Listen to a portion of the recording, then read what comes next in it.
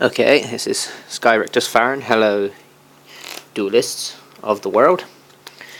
Now, I just figured this is my video saying about my Yosenju deck profile.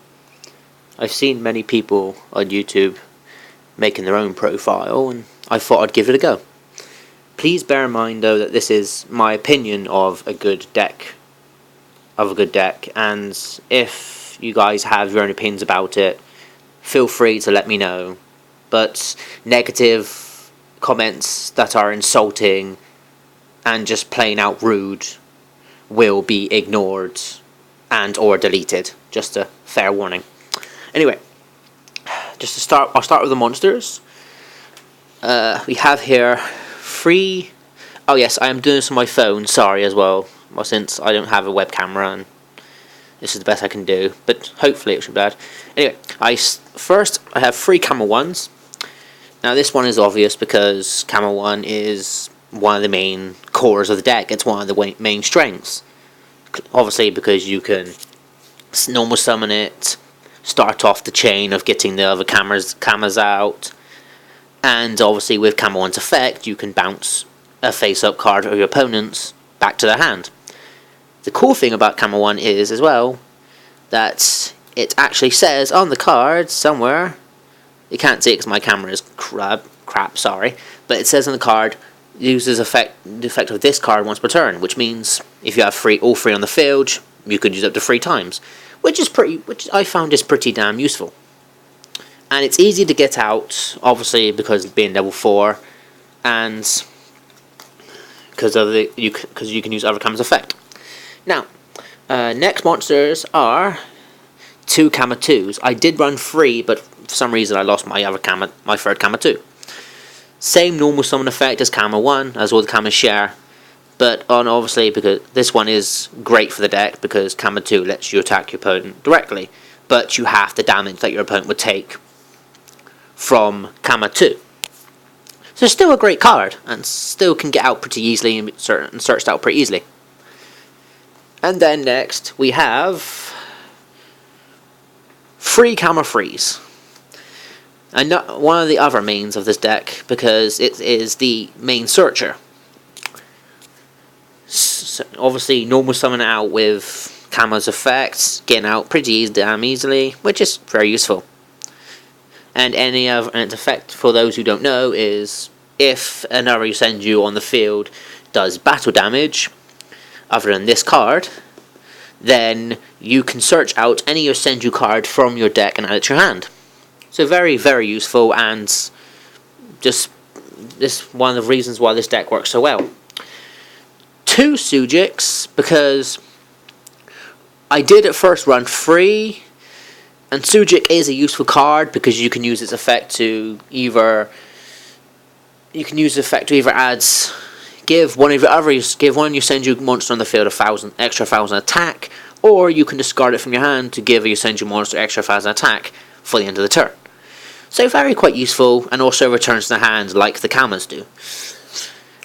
I only run 2 because while it is a good card, I never really use its effects often, so never really found it that useful. Next I have 2 Kodams because I run Yosen Training Ground. Now many people have said Kodam is not that good. I personally disagree because you can summon it, then tribute it to get 3 tokens on Yosen Training Grounds easy, which then you can use to give out to have a free search there and then if you haven't used Yosen Training Grounds effect already. So very good. You could also, its other effect is also very, very useful as well, because you can banish it from your graveyard and you get another normal summon of 1 Yosenju monster during your main phase the same turn, in addition to the other normal summon. So you could do something like the Kama's chaining, and then you could do something like Magat or Misak, which is very useful. And then I have 2 Magats. People have said that I should only run 1 or none, but I personally disagree because Magat is very easy to get out, and when it is normal summons, such as with Kama's effect or with Kodam's effect, you can then special summon you can special summon, for example, the monster you tributed, which gives you the powerhouse that is Magat, and the monster that tribute it. So for example, you could tribute Camel 1. No, you could tribute, I don't know, a Kodam and get Camel 1 from your deck, which is very useful. So it's a searcher, and it's basically a summoner and a searcher. And being level 6, it's very useful for another trap I run later. And if you normal summon it, it also doesn't return to the hand, but it does if it's special summoned, which is very useful in many cases. Next, I have another monster which people think is not good, Misak. Misak, yes, it can be annoying to get out sometimes, but when you do get it out, it is very, very good and very resourceful, because if you're going against any deck that doesn't run wind monsters, or there's a high chance you won't run into any wind monsters, Misak can destroy them instantly at the start of the damage step, which will stop most effects of monsters happening. And at 2300, it can be a very nice beater, even if its effects are negated. And there's a Pendulum's effect. You can destroy one card in the field, which is also very good. So I personally enjoy this card. It's easy to get out, and you can also use it for the trap card I mentioned. Now for Pendulum cards, I run 2 of each Yosenju.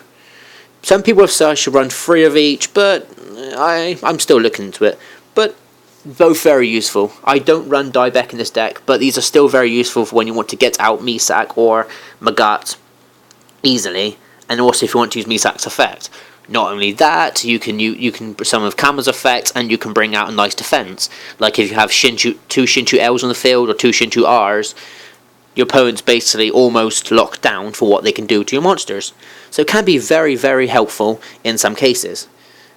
And you can even get them out straight away for easy Exceed summoning. Now I run 1 Oyam because Oyam is basically the honest of the deck, in a way. Because Oyam's effect, where if your opponent does direct attack, you can discard 1 Yosenju card from your hand, monster from your hand, and summon Oyam. And if your opponent chooses to replay the attack, Oyam gets the same attack as the attacking monster. Attacking monster's original attack. Then if Oyam's destroyed, you get to special summon 1. I believe you get to special summon 1. Add 1 Yosenju card from your deck to hand, which can be very useful for getting out your secret moves and such. So those are the monsters I use. And now on to the spells. 2 Yosen Training Grounds. Again, many people have said I should run 1, but I like to run 2 because if one's destroyed, I know I have a backup. Very useful, especially with the Kamas, because with the Kamas you can mine and spam for tokens, for counters. Very, very useful. Downside is you can use the effect of Yosen Training Ground once, so you can't use both in the same turn. Annoying effect, but still very great card. Because you can not only give your Yosenju monsters an extra 300 for the turn, but you can also search your Yosenju monster from your deck, or add 1 from your graveyard to your hand. Card, sorry, not Yosenju monster. My bad. So still very useful.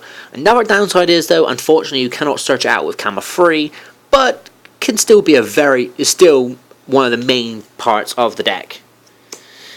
Now I also run 1 Yosen Whirlwind because with the Kama's effects are returned to the hand, this card can be a real annoyance to your opponent. Because with this card, if one of your Yosenju monsters is returned to your hand, except during the damage step, you can target 1 card your opponent controls and return it to the hand. See, that can be very useful for those pesky monsters that you want to get rid of, but you can't get over with brute force. And for ones that can't be destroyed by battle and such. The downside is it comes at a measly 800 life points, 1 payment, but that's nothing. That's nothing compared to what you can get with one of the cards I have in this deck, which I will reveal later. The downside is though, if you are somehow unable to use this effect, then you will have to destroy this card. It's a hefty downside in some cases, but still very useful card. I run 1 Divine Wind and Mist Valley, because you can only run 1 obviously because of the ban list, and Divine Wind and Mist Valley is very integral for this deck because you can use it When your Yosenjus return back to your hand at the end of your turn, you can use it to get out one of your Shinchus for a nice defense. So something like that. Or you can use it to get out Sujik or something. I don't know, in many different cases. So it can be very useful. Now, bear with me please. For fire formation cards, since Tenki's good in this, I run 3 Tenkis and 1 Tensu. People have said I shouldn't run the Tensu, but personally, I disagree. Because Tenki, as many people know, but for people who don't know, when it's activated, you can add 1 level 4 or lower Beast Warrior type monster from your deck to your hand, which all of the Yosenjus except for 3 monsters, except for about 3 of the monsters are. So it can be very useful for getting monsters out. And then, since it's continuous, while it's on the field, all your Beast Warriors get an extra 100 attack, which can be very, very good. You can activate 1 fire formation Tenki per turn, but that's where Tensu comes in. See, Tensu gives you an extra main phase. During your main phase, you can normal summon 1 Beast Warrior type monster in addition to your special summon or normal summon or set. This can be good because if you've already used your Kama chain, or someone has broken the chain by activating something after their summoning, you can then use Tensu to resume the chain, or get out Magat or Misak, which can be which can be very vital in various situations. That's why I run it, because in those situations, it helps to build up my ranks on the field. Next is Creature Swap. In this deck, this card is very annoying to your opponent, and it's basically the troll card. Since it's basically each player chooses 1 monster they control and switches the control of those monsters with each other. The monsters can't change their battle positions for the rest of their turn. See, that's not really a bother. What's good about this card is the fact that you can use this card in this deck, and then do whatever with the monster, and then at the end of the turn, you and your the Yosenju card will go back to your hand. So it can be very good when your opponent's got a powerful monster and it's their only monster in the field, and you can then get control of it and have a powerhouse that stays on your field while your Yosenjus go back to your hand and you get to keep your resources. So very good for trolling. I also run 2 Swords of Radiant Lights. Again, people have said that this card is not that good in this deck. Again, I disagree, because for the chances where I'm picked to go first and I draw one of these, I definitely want the protection, because there's not always a chance that I will go second with this deck.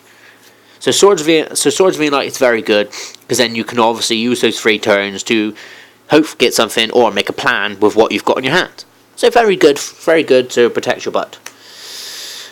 1 Pot of Duality, because in this deck, this card is nothing but pros, because you get to look at the top 3 cards of your deck and add 1 to your hand. Downside is though you can't special summon for the rest of the turn. But in this deck that is pretty much hardly any special summoning, and only Magat or Siding or the Pendulums will be special summoning. So it's in this deck, Pot of Duality is absolutely brilliant. Can get you what you need. You can see what resources you're going to get next, and then get a freebie from them with no actual damage to you, with no hindrance to you. So it's very good. In this, they also run Spring of Rebirth, yet another card that people have said that is not very good. But in this deck, it is integral, I believe, because in this deck, for every monster or monsters that returns to the owner's field, the controller of this card gets 500 points of life points for each. Now this is great, because you could have a full field of 5 Yosenjus that will return to your hand, and then when they do, you get an easy 2,500 life points there. So this is the life points raker. This is the one that builds up your life points and makes you almost invincible when it comes to life points. I personally think it's an amazing staple. Next, I have Quillpen of Goldos. Yes, it's a Gusto card, but in this deck, I found it to be very, very useful. You target 2 wind monsters in your graveyard, and add one card on the field, you shuffle both of the two targets in the graveyard into your deck, and then you return the other target on the field to the hand. So it could be your opponent's or yours. Very useful for getting your Yosenjus back from the graveyard if they're in there, or getting your Shinjus back, or just yeah, and getting one annoying card on your opponent's side of the field back to the hand. It means they still got the resource back, but it can be it's mostly so you can get your resources back from the graveyard, such as Kodam or that sort of stuff. So, absolutely brilliant card. Last of the spells is Dark Hole. I don't really need to explain this. It destroys all monsters on the field. It's great. It's great to use before you go with your Yosenju Kama chain, so that way you can have a full-on direct attack if your opponent's got no back row, or if it's not something to worry about.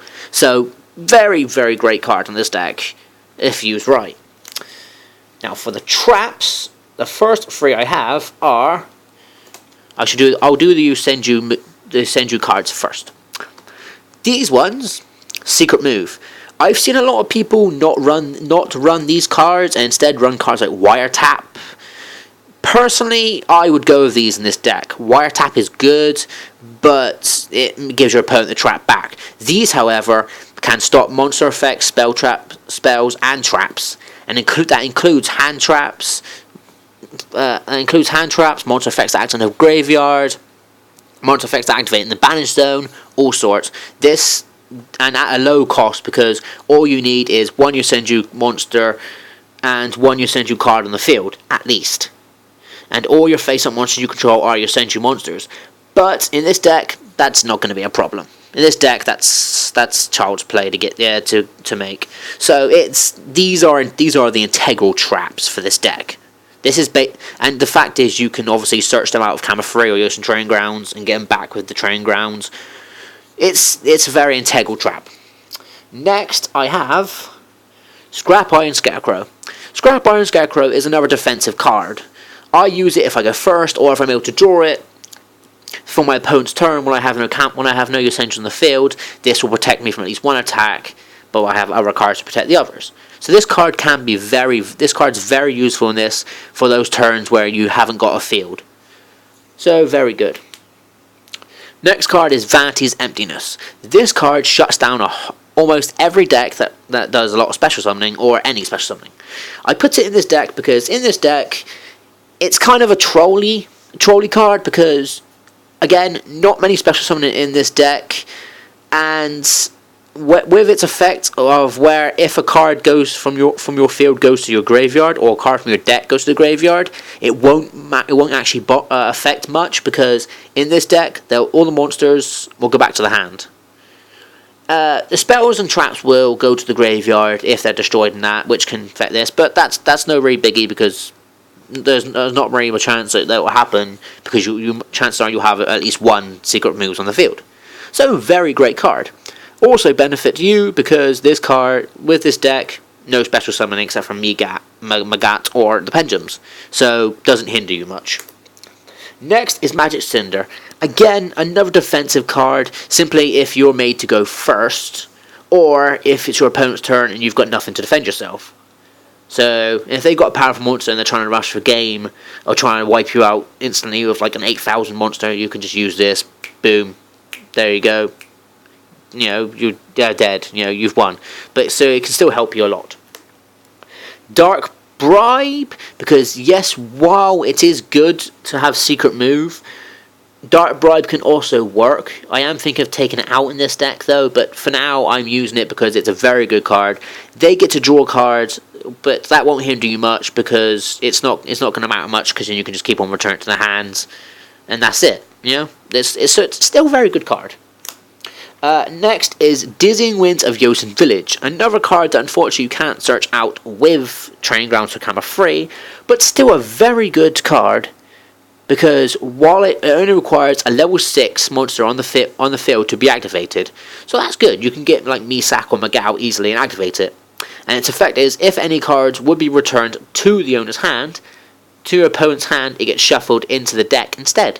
So very good for those annoying decks that don't have much deck searching, and rely on getting the monster out. And if the monster is hard to get out, you can just put it back to the deck and make your opponent suffer. So very, very good. Next, I have Baku. Baku, I think many more people should run this, because in this deck it's great, because if you're made to go first and you draw this, you've basically got a turn of where you no damage. So that's very great.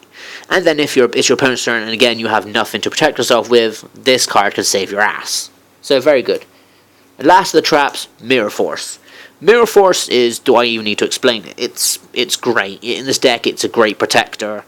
Gets rid of your opponents, and especially if your opponent's trying to attack the game and their monsters can be destroyed by card effects. Or can still be destroyed by card effects that don't target. So very good card in this deck.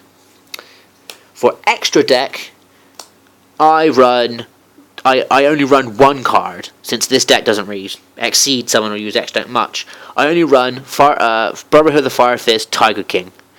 This card is great because it requires 2 level 4 Beast Warriors, and you can use its effect to negate all the effects of all monsters on the field except for Beast Warriors.